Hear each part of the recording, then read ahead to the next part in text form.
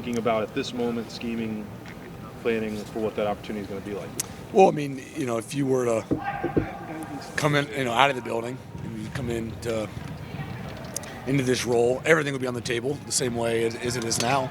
But to kind of corner ourselves into a spot and then justify it one way or the other, we don't really want to do that. So everything's on the table. Look forward to the opportunity in the spring. I think just in general, though, I mean, in spring, the more opportunities we get the chance to play it as real as possible for myself and young quarterbacks and everybody else, I think that it serves everybody well. How comfortable would you feel to go and call a game right now? Pretty comfortable, just because with the surrounding party I have. I mean, I think that, Coach Day has always done that at an elite level. We've always produced, from a production standpoint, offensively at an elite level. But the support staff I have around me really empowers me. So my confidence comes from having them, and so I'd be very confident. Brian mentioned he challenged you a lot last year as passing game coordinator with picking up blocking schemes and all of that. How much did your year as passing game coordinator help prepare you, think, for where you're at right now? Yeah, I think it's all critical. I don't think, it's not just carrying a title, I don't believe. I think it's probably more than that. But, as you continue to build in any profession, more responsibilities and how you handle those responsibilities and how those fingers reach outside of the responsibilities you're technically supposed to have really just show probably your growth potential. So it's not just me, it's anybody. I like to think I did a good job with that. But again, still a reset. Here's where I'm at now, and now where can I grow from here, and how can I help this team accomplish the goals we want to accomplish. So. Have you been secretly sitting around keeping little schemes you're coming up with, et cetera? I mean, for that day when you become a coordinator, no. or you're still what I'm saying. We have plenty of plays. Yeah. And we have plenty of minds. That's what I was going. We don't, it's not like there's in my opinion, a secret sauce out there. Yeah. So I would say no. Yeah, and so define what an offensive coordinator is from your vantage point, from your perspective. Is it collating everybody's ideas and putting them together? Is it coming up with something novel? I mean, how would you explain it, Brian? It's definitely multifaceted. In a coach in general, I think you wear a lot of hats. You don't just, I think sometimes coaching receivers, I'm blessed with a great room, but I used to say coaching is like the last thing I do, so, but I would say being an offensive coordinator is, putting your fingerprint on things that you find more important than others. I mean, at the end of the day, you have an allocation of time, how you allocate that time. You have a list of plays and schemes, and what you find, an A play versus a B play and a C play, that becomes probably more your identity. That's probably your responsibility. I mean, I think that being able to enhance the people around you. My job as a receiver coach is to get the best out of the receivers. My job as offensive coordinator is to maximize each, guy in that room, each coach in that room, to what they're capable of. So that doesn't change, I think, in the grand scheme, but maybe the dynamics within the groups maybe are a little different. But then helping to identify a starting quarterback. You guys have got a competition. You don't have a returning starter at quarterback and stuff. How much have you weighed that throughout your career about what makes this guy different from that guy? Why do I go with this guy? I mean, I constantly assess players myself. I mean, I assess my 5-year-old son. I mean, I can't watch him play sports because I'm assessing it. So that's just what we do all the time. And I think, the biggest thing to remind yourself sometimes is new year, new identity. Some players are carryover, but there's new players. And every year you have a new identity. These players look for a new opportunity to reestablish themselves or to establish themselves. And giving them that opportunity, I think, is critical. I think sometimes the byproduct of past years gets stuck in your mind as a coach, which, and remember as a player, like, okay, hold on now. Like, this is my next year, new opportunity. Maybe some older guys are gone. My voice can be louder. So you got to make sure as a coach you provide that platform to where those players can enhance themselves as well. But how important is it to identify when you have a brand new starting quarterback situation, to identify who that guy is sooner rather than later, or do you want to let it mature? Yeah, I don't think there's ever a rush. I think that, I'll lean heavily on Coach Day with how that all goes down. And everyone, people have an opinion and have a voice, but that quarterback room is pretty well established over the last 4, 5, 6 years of the standard at which they operate, and Coach Day obviously is the reason for that, and Coach Dennis. So those guys will do a great job, do what they do, and I'm sure I'll just be a part of the conversation. Are you noticing the dust start to settle with NIL? And you're out on the road. Are you getting more comfortable with it? Is it still the Wild West? Yeah, you're definitely getting more comfortable with it. I think that the dust still has not settled. I think the only way it settles is with time, and I think guys seeing the reality of what's happening and not happening, what's real and not real. That won't show until down the road, and so, but it's definitely more comfortable. It's here to stay, so it's not as new, but definitely interesting dynamic though. Are you guys happy with where you are in terms of whether it's how it's coming in, and you always are going to want more? I get that. That's the fine balance, right? You always want to have more, and that's just the reality of it. I mean, if you asked NFL teams if they wish the salary cap was higher, they would say, yeah, they wish it was higher. So, I would say that I'm really happy with where we're at. I think that, I'm proud of the way we've gone about it. I'm sure Coach Day can hit on it more. I don't want to speak, out of context there, but we definitely want to be sustainable. We definitely want to be, very thoughtful and thorough, and really, do right by the young men. I think that we're doing that at a pretty good clip. You hear all these stories.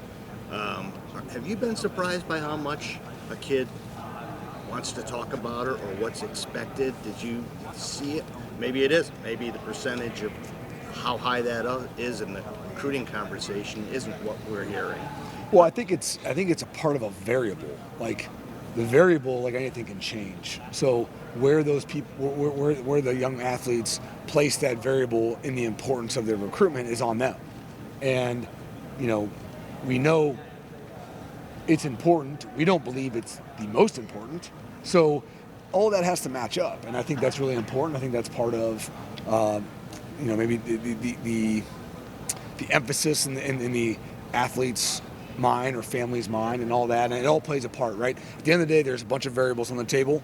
You're trying to assess the variables and determine that young man's odds of success based on the variables. That's the combine, that's recruiting, that's all that. So now it's another variable. How you handle that variable and how you place it is up to assessment. So at that program, if you've got a super talented guy, but his number one thing is NIL money, Yep. Stay away. So I would say this. I would say that it's probably per position per coach. I would say as a receiver coach, probably not a guy that would fit in our room. So however each coach handles it and how Coach Day wants to handle it, that's fine. But I'm okay with saying that's probably not the right fit for us in our room. Brian, you're moving up to offensive coordinator is not just a promotion for you. It's also part of Ryan's concept of kind of restructuring things. Did you see here these last couple of years how much was kind of on his plate and how that would wear on him a little bit? Yes, that's probably natural. I think the longer you're in it, the more that college football morphs. I mean, let's take a snap back to what college football was in 2015, and then where it is in 2020, 2023. I mean, it's vastly different.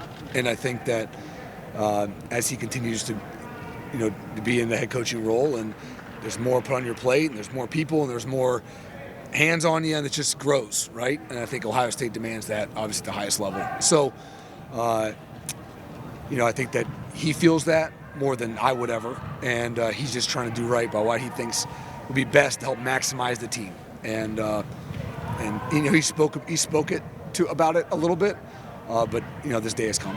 Brian, I talked in the past about maybe you didn't take the most linear route to get to here, but when you were in college, when you were in the NFL, were you paying attention to offensive coordinators in such a way that maybe I'm going to do that someday, trying to glean things from? Nope. Ryan said that you would be more involved now in recruiting the whole offense. Yep. Is that something you're excited about? Is that something that's a challenge because you are a receiver and receiver brains? Yep. Or? No, I think it's exciting. I like being able to reach out to those guys. I think that I lean heavily on the guys that help steer me. You know, I want to make sure, again, I think my job as a coordinator is to help facilitate the position coaches to go after the guys they want, not to go get the guys, but to help facilitate. And just like Coach Day helps facilitate with the receivers, but it's still my responsibility. That's how I feel. So I lean heavily on the position coaches to help guide me on where they want it and where they want me or where they don't. I mean, that's really important. But the opportunity to meet more young men and make an imprint on them and hopefully get them here, and that can build. I mean, the biggest part I've told you, Berm, is before is through recruiting. I feel like, you know, the relationship part can be built, because if there's no relationship, there's no coaching. You can only coach a guy as hard as the relationship allows.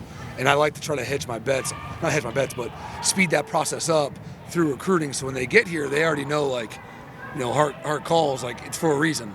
And not being like, oh, hey, I'm Coach Hart, nice to meet you. And it takes 6 months to build that relationship. It's really hard to coach in that first 6 months then versus when they step on campus. So just like the receivers, I would feel the same way about the other positions. To that vein, like in this cycle that's coming, your focus will be different than it's ever been before. Is it more important for you in 24, in 25 to get those relationships like right now, where you don't have a lot of the other stuff around the game in summer? I don't think so. I don't mean to be, dismissive, but I feel like there's plenty of time in the day to get it done. I just got to be more, make sure I stay organized and I don't waste time. But there's plenty of time to get it done.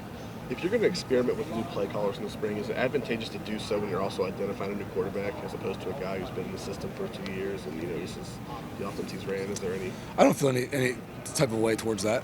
I don't think. I mean, these guys have been in the offense. They know the offense. They're going to continue to build trust, and I'm not worried about them side. It's just making sure they feel how I operate. Brian, does it help you make that transition to coordinator when you know you have 3 returning starters at receiver? I think having the building full of players that we have, regardless of returning starter or not, provides a great opportunity for anybody to call plays at Ohio State. So, for me, regardless of returning or not, excited for it. You've accumulated a lot of talent in that receiver room. Kind of what's maybe your message to those guys who aren't the returning starters on how they can earn playing time this year? I think right now in the offseason program, the biggest thing is, and I'll just share it with you, is that I said right now you should be trying to impress your peers. Impress your peers. Your peers know. Players know. By trying to impress your peers, that means everything, right? Being on time, if not early, how you work, how you communicate. If you're up front, you're not in front. All those things matter. And I think by doing that, you'll probably in turn impress Coach Mick, because Coach Mick knows what it looks like. He runs the program. He's really the facilitator of all culture at Ohio State. And if you can impress him, you're on the right track. I've never seen a guy impress Coach Mick and not be on the field. So do that, and then obviously the coaches. So if you keep your mindset on, again, impress your peers, because those peers are hard to impress, that'll byproduct to probably impress Coach Mick, and then your coaches will be impressed. The rest will take care of yourself. So that's the focus, I would say, through the off-season months. I've seen you respond to a few people on social media about Jackson's within Jigba's draft projections. Just what's your message to NFL teams about why you should? I don't have a message to NFL teams. What are some of the most important things you think you've learned from Ryan about calling a game, offensive play calling, being around him for the last few years? It's not going to be perfect. I think that, relying on those around you for recommendations, implementing those recommendations, being okay to agree with some but not agree with some, that's okay. Again, I've been on the headset with him for 5-6 years. So there's been a lot to learn from. His calm, I think, has been, really good. I think the conversations at halftime and how those go kind of resonate with me big time. So there's lots of things. To nail it down just to one, would be hard to do. But again, given that opportunity, he's still going to be on the headset with me. So it's not like I have to write him down and take it with me. He's going to be right there. So, like I said, given the opportunity, a lot of confidence because of the guys around me. How much was Kevin a part of that, and how, not weird or odd, but comfortable, uncomfortable not having him there? I don't know. That's probably, security blanket, was he? Or Kev was full of knowledge. He would communicate, keep Coach Day calm. I think he was a good sounding board. Again, it's not just me, it's the dynamics of all of us. Justin was used to Coach Wilson being there and having Coach Bailey and having Tony. And so all of us played our own parts. So that dynamic will change. And, like true pros, we'll handle that dynamic change. You moved away the farther you're from the league, playing in the league. I'm just curious if your tenor, if your tone, if your experience has changed, like talking to guys about the NFL compared to today.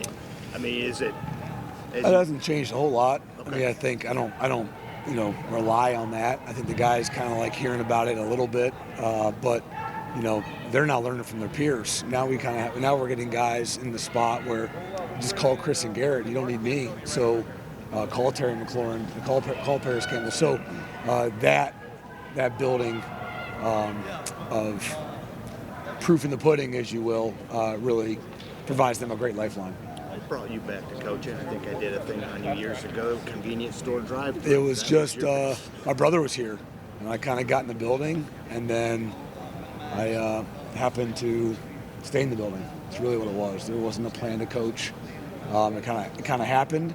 They didn't have much going on in the spring of 2017, and I was living in town, and then I just never left. Do you still have that place? We just sold them all, actually. Did? Like last year. Did you do all right? Yeah. Yeah, it was good. Brian, Last question. Coach Day was just talking about having guys who played here, guys who are familiar with this program on staff. Bring in a guy like James. I'm just curious from your perspective how being a guy who is so familiar with the program maybe is different in everything you do as an assistant coach at that program. Well, I don't know. I think that'd be a good question for the players, because at the end of the day, those are the people we want to impact. I guess speaking from my perspective, it seems to be that, when I do talk or I do communicate about the university, it probably comes off a little different than just a guy that's been hired by somebody. And again, it's not a knock on Ohio State. It's just, you go across the country, and that happens everywhere. I mean, how many guys are former players coaching their position at their school? I mean, it's probably pretty few. So the conversation probably just sounds different, which resonates different with the person listening. We can definitely, reach back in and talk about past experiences and talk about what it means to us. And, I think there's times of the year where that hits. Maybe there's a different passion that comes out of it that the guys feel maybe. But again, it's hard for me to say versus a player answering that question. Can I follow up on that? Yep. How much of your philosophy, knowledge, anything else that goes into coaching could you maybe trace back to your playing days? Oh, a lot. I mean, everything, not necessarily the coaches, but just as a player, that's all I base a lot of, like, how I feel, how I react, how I coach, how I hold guys accountable is based off of, when I was a player and what I would have wanted done. And just like, I know when I was full of crap and, like, that's it. So I almost all of it. All right, thank you, Coach.